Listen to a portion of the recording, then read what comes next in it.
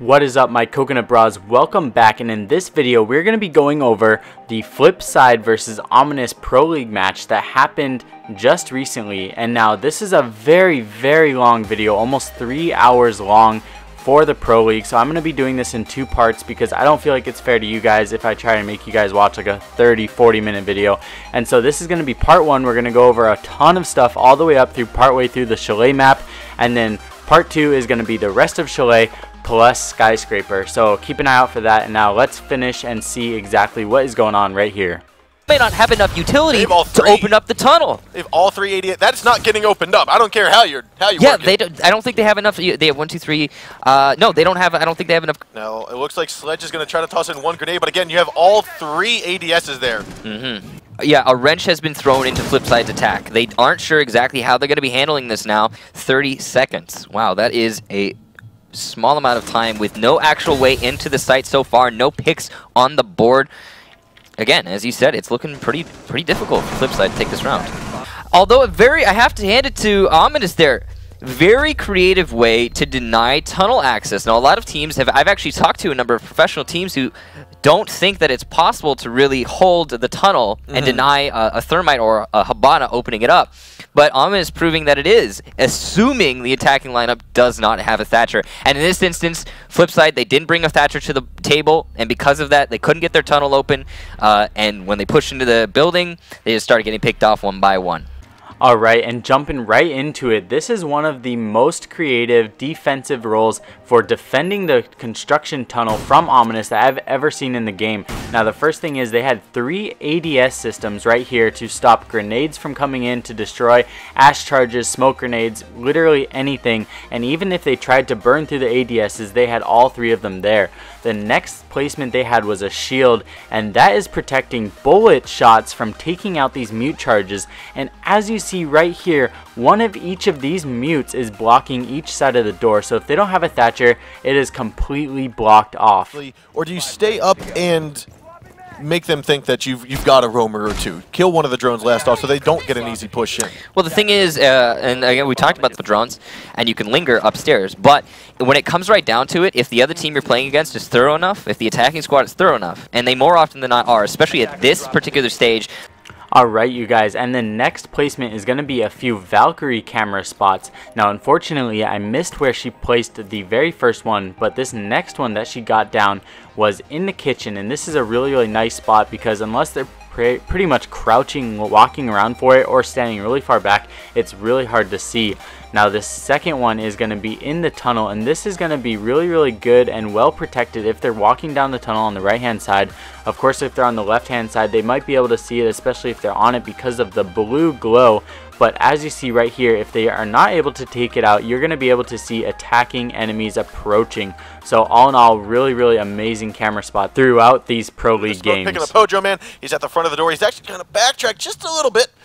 Trying to get a better angle here. Easy peasy inside of blue now. With 50 seconds to go, a 4-on-4. It looks as though we're going to have Bacon droning on out as BC's trying to hold down towards the locker. He knows it's a free. He's actually going to rush it forward. Alright, now this next spot is pretty well known throughout the higher ranks and some throughout the lower ranks, but you're pretty much going to be creating a pixel peek through these tiny little cracks from the construction tunnel. Now, it is a little bit situational, but there are a ton of roamers that are going to be down here in this area, and as you see right here, you're going to be able to see all the way to the ladder, so you can use this as a defender too if you're able to lock down the construction tunnel. You can also come a little bit further back and look through all of these lines of sight, so really cool. It's unfortunately for them going in the favor of Ominous so far, but now Ominous on a bar defense, this is the complicated site to win for either team. Now, Ominous does have...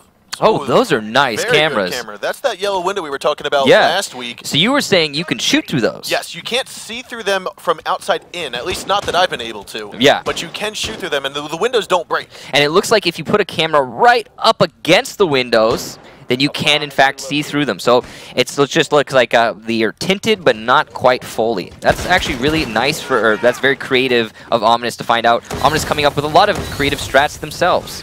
Alright, now these next two camera spots are really cool, and yes, you can shoot through these windows, but you cannot look through them as an attacker. But basically, if you're able to get your camera landing right on the face of these yellow window panel, or I guess maybe it's wood, I'm not sure, you're going to actually be able to get your cameras to see through the other sides and see attackers coming in, and even check to see where they are spawning. And so these camera spots are really cool. They were able to see the attackers coming. Unfortunately, with their strat that they had coming for them, they were not able to defend it, as you're going to see right here. Oh, is this just a backwards Montagne plant? Right inside!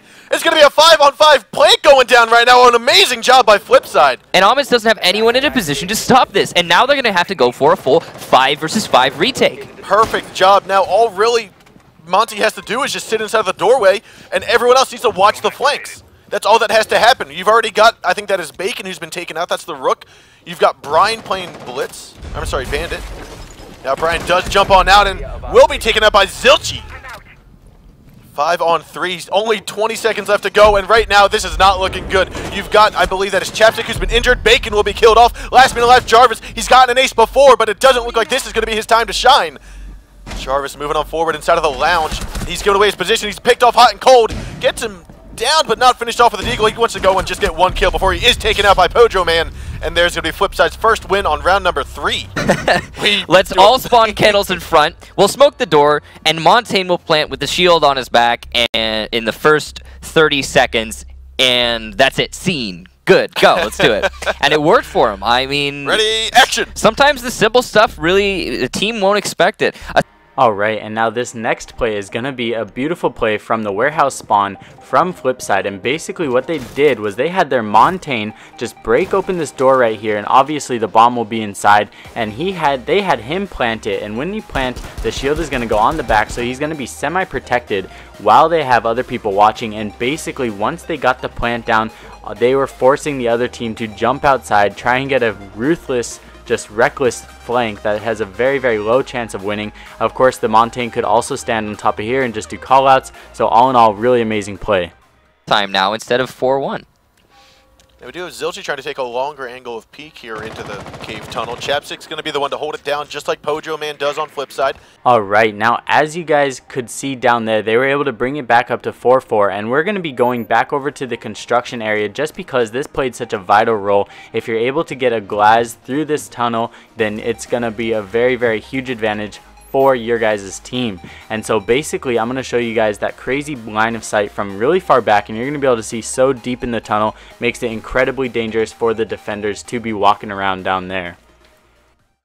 As you can see, ladies and gentlemen, a Frost coming out from Mint. I wonder where this is going to make use. They are, however, going to be attacking this basement, and they have had good success so far in this match. We saw it. There's... Oh, I wanted to put one down. I like what they're doing here. They're putting them by the mute jammers so that you won't necessarily be able to drone over top of it and see it. And Glaz, he can't look down. He's going to have to look forward. Another thing is when Glaz is advancing through the tunnel more often than not, he's got a smoke grenade down on the floor, and he likely won't see the Frost Trap anyway. Alright, and now this one I really wanted to include, even though they were not successful in getting a ton of Frost Traps or even any, I really wanted to include it and just show Frost players some love, because it is so rare to see Frost played in these crazy high levels of gaming in Rainbow Six Siege. And so basically the way they were setting it up is they were placing the Frost Traps around corners next to mute charges. So for example, he was having a mute charge to the left right there, and then you place down the frost mat right down, and that is gonna, what they were attempting to do is basically stop the drones from being able to see them. And so this one wasn't really used, but I'm using this as an example.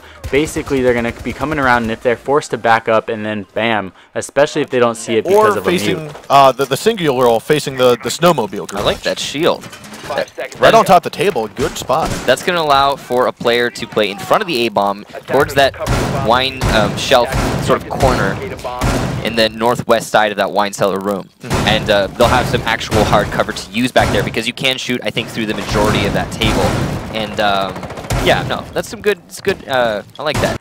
Alright, now as you guys can tell, I apologize. Their live streaming was having a little bit of some voice issues and a little bit of just weird distorted sound, so I apologize for that. It carried over into this video clip, and I really want to point this out because this is really smart. Basically, this whole table, or a lot of the table, you're able to shoot through, so it's not a very good defensive area to be pushed back, and it is really common for someone to be back there in the corner, and if you can shoot through the table, then it just all in all takes away the overall safety. So what they did was they placed a shield up here and created a little pixel peek and basically just a safe spot for a defender to be, because they're not going to be able to shoot through the table in order to get him. First time we're actually seeing Twitch tonight make an appearance as well. So this hole here is actually, as you can probably see the bottom of that reinforcement, it sees the snowmobile garage, and he was using it to destroy the bandit batteries that were on said garage so that his team might open it. Will be taken out by Jarvis on the collapse. You also, I believe we do have Brian trying to push in. And he gets picked off. A very nice kill. Brian taking down Zilchi. However, easy peasy trying to peek on up and gets Bacon down for the count. 3 on 3 at the moment with 30 seconds left to go. Smoke grenades are going out. Okay, and this next spot was in our last video, pro lines of sight on Chalet, and I'm really excited that they were going to be playing Chalet because I was really hoping that they were going to be using some of those lines of sight. Even though I didn't invent and find all of those ones, I know that they are used in Pro League, so I'm really excited because this just reinforces everything that I was showing in the video. They were using this line of sight, and basically they destroyed this section of the flooring next to the couch, and you're going to be able to take out the bandit traps, mute traps, whatever's on this wall being reinforced to stop the garage entrance. So as you see right there on the yellow ping, it looks right up to the yellow garage, so you're going to be able to take out the defensive things on that wall. So really awesome. The other spot that they used is a breach right next to these containers, and this is a way to take out the person defending in the corner, and also you can destroy it a little bit more to the right and you will be able to take out a defending person on the table with a shield. So this is one way to counter the previous tactic, and really sick plays on this map in Chalet.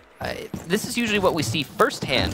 The bomb site a lot of teams prefer to play on, and it's kind of weird that we're seeing it well, at the third round at the early. Now, one of the things that's a little different that I don't typically see too much of is actually reinforcing half of that kitchen wall into trophy. Hojo Man gonna get the camera outside early in the round.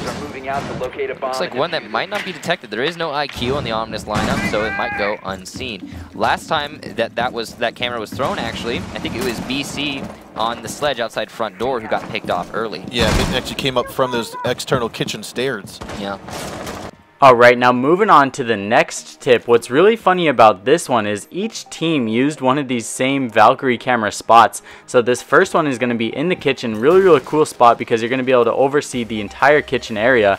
And it's funny because one team threw it on the left tree and one team threw it on kind of the middle right tree. Now I prefer kind of this middle right tree that you just saw me throw it on right there, because I feel like when attackers are coming from the campfire spawn, it's going to be a little bit more protected from the right hand side because the tree sticks out a little bit more. And of course, if you're able to get the camera even further up, that's even cooler because you're going to be able to see so much of the map. Will the same thing happen to Brian?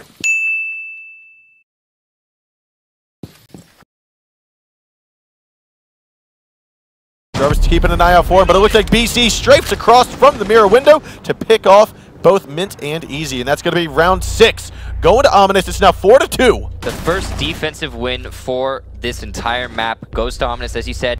Alright, now this next spot is such a badass mirror placement spot, and this is going to be taking place looking over one of the wine cellar entrances. And so if you combine this with somebody defending on the table with the shield pixel peek, this is such a dangerous entrance for any attacker no matter what you are doing, because you're going to be completely surrounded, person on your right from the entrance and somebody pretty much pre-fire headshotting you coming through the doorway. So as you're about to see right here, I'm going to show you what it looks like as an attacker. So imagine if there's somebody on the right with a shield and also somebody right here pre-fire headshotting on this mirror wall. It is very dangerous, and it's going to slow the attacking guys down so much.